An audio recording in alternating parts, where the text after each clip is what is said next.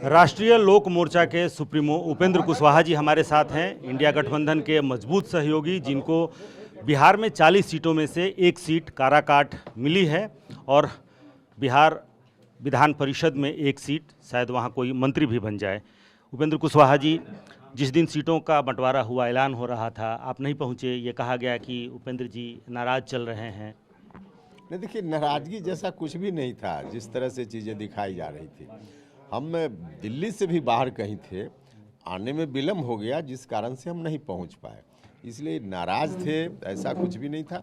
हाँ, वार्ता के क्रम में गठबंधन में हर पार्टी अपना अपना शेयर अधिक से अधिक मिले, इस बात की कोशिश करती है, तो उसके आधार पर वार्ता चल रही थी। लेकिन अब तो पब्लिक डोमेन में है कि किस पार्टी के खाते में क्या है।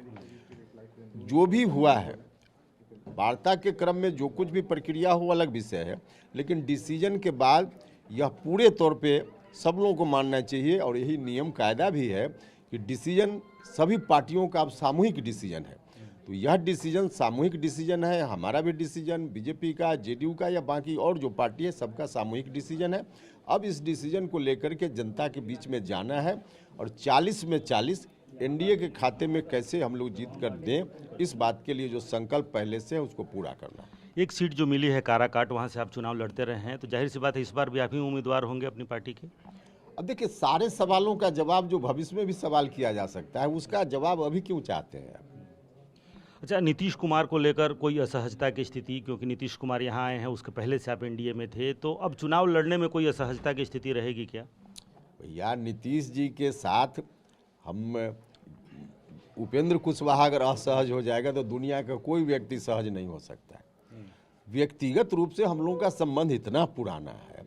अब राजनीति में होता है, कभी घर में 5 सदस्यों का परिवार है, वहाँ भी कभी होता है। इसका मतलब असहज कोई परमानेंट या कोई उसको लेकर के आदमी गांठ बांध करके बैठा हुआ है, ऐसा परिवार में भी नहीं होता है। तो व्यक्तिगत संबंध उनसे हमारा हमेशा रहा है। तो इसको लेकर के कि अब चुनाव लड़ने में कोई असहजता होगी, बिल्कुल नहीं।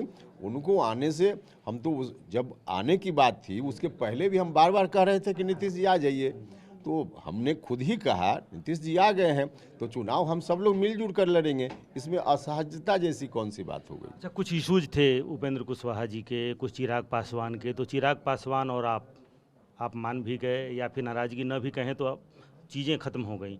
पशुपति कुमार पारस अगर एनडीए से बाहर जाते हैं तो एनडीए अलायंस पर या फिर चुनाव पर क्या असर पड़ेगा? देखिए, अब जहाँ तक बातचीत आ गई, यहाँ कौन कौन पार्टी एनडीए में है और किनके हिस्से क्या क्या है, अब सारी चीज़ें पब्लिक डोमेन में है।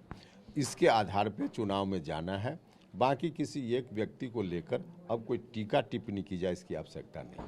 आपने ऐलान भी कर लिया, वहाँ अभी चीज़ें फाइनल नहीं हो पा रही हैं। इंडी गठबंधन में बहुत सारे पेंचोखम हैं। पप्पू यादव आ गए, मुकेश सहनी आए या नहीं आए, तो बहुत सारे पेंचोखम उधर हैं। अभी उधर तैयारी चल ही रही है। देखिए, यहाँ तो लक्ष्य एक है कि नरेंद्र मोदी जी को फिर से भारत का प्रधानमंत्री बनाना है, और इस लक्ष्य को लेकर हम सभी काम कर रहे हैं। वहाँ कोई लक्ष्य नहीं है, वहाँ लक्ष्य है सब लोगों का अपना अपना स्वार्थ। तो जहाँ इतने स्वार्थी लोगों का जमावड़ा है, वहाँ सिर्फ उटव्वल की स्थिति सिर्फ आज नहीं, अंतिम क्षण तक रहेगी। तो इसलिए ऐसा वहाँ है। कुछ भी एक्सरसाइज कर लें, उन लोगों को ही मालूम है कि चुनाव लड़ेंगे सिर्फ लड़ने के लिए, जीतने का तो कहीं दूर दूर तक कोई सवाल ही नहीं है कि उनके उम्मीदवार जीतें। तो इसलिए ऐसी स्थिति है वहाँ।